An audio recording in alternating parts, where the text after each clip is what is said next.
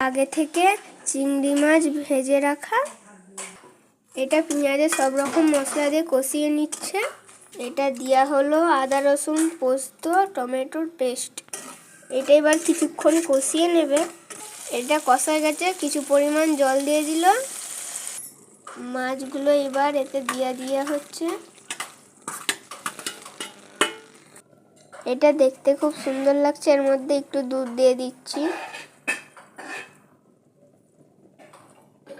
এর মধ্যে এবার একটু গরম মশলা অ্যাড করে দিল। তারপর কাঁচা লঙ্কা চিড়ে দিয়ে দেওয়া হলো কটা। এর মধ্যে কিছুটা ধনেপাতা অ্যাড করে দিল।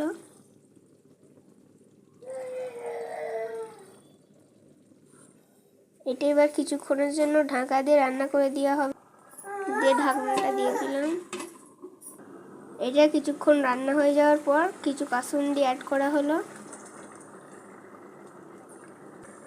ফিরে আবার 1 মিনিটের জন্য ফুটিয়ে নেওয়া হলো। দেখুন তরকারিটা কত সুন্দর।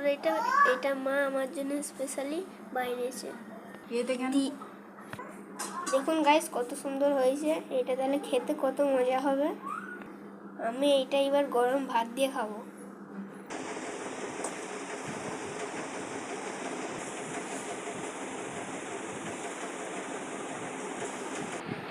দারুণ হয়েছে।